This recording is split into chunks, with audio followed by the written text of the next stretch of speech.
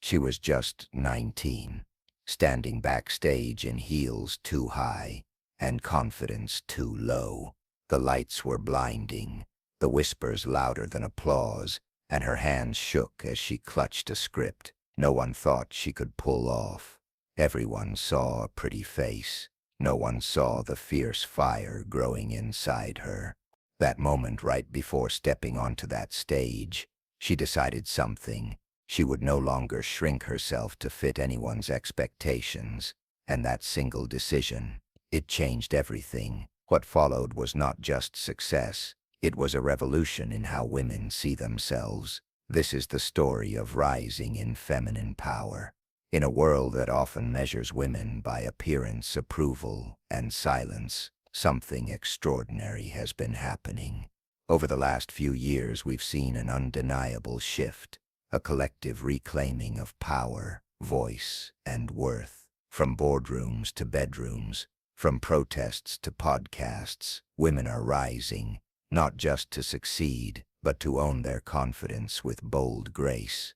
This story isn't about just one woman. It's about a movement of many, and how thousands, millions of women are rewriting their stories. But to tell it properly, let's walk through the real struggles that made this power possible. Take the story of Alexandria, a single mother who left an emotionally abusive relationship and built a six-figure business from her kitchen table. Or Imani, who turned the pain of being silenced at work into a career coaching powerhouse for women of color. Or Sophia, once paralyzed by body image issues, now modeling confidence, not clothes, on global stages. These women didn't wake up fearless. They chose to fight for their confidence daily. They stumbled, they doubted, they cried, but they kept going. Their power didn't come from perfection. It came from rising, again and again. So what exactly fueled this rise? Let's break it down into 5 powerful life lessons that can ignite that same fire in you. Lesson 1. Your voice is not too much. It's your superpower. Chuan.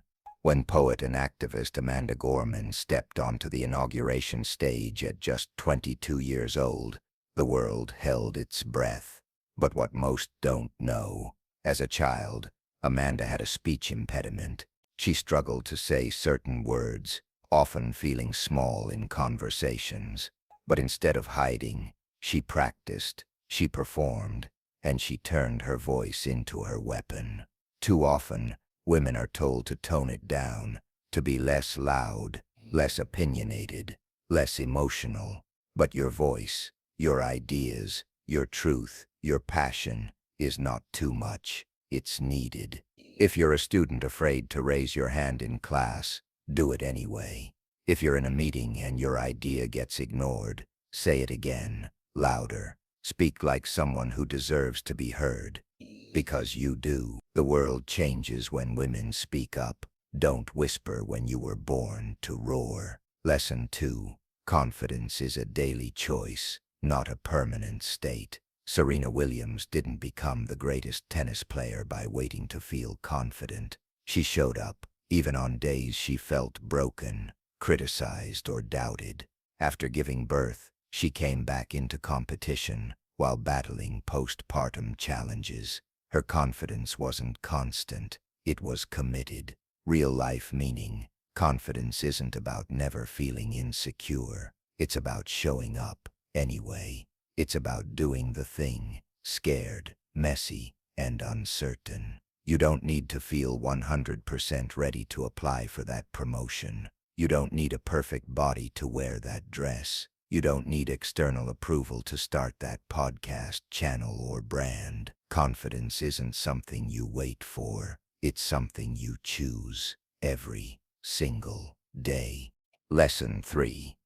Boundaries are not selfish. They are sacred. Actress and mental health advocate Selena Gomez made headlines not just for her talent, but for stepping back from fame to protect her peace.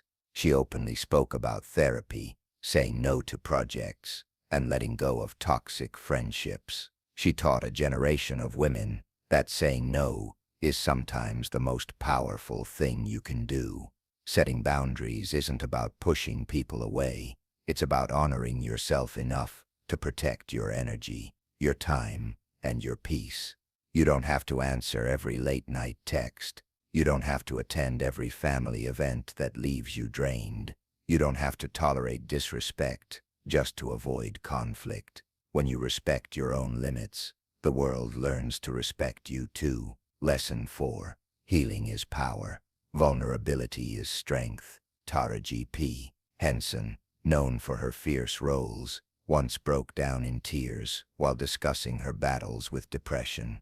She used her platform to talk about mental health in the Black community, launching the Boris Lawrence Henson Foundation to provide therapy access. Her raw honesty helped thousands feel seen.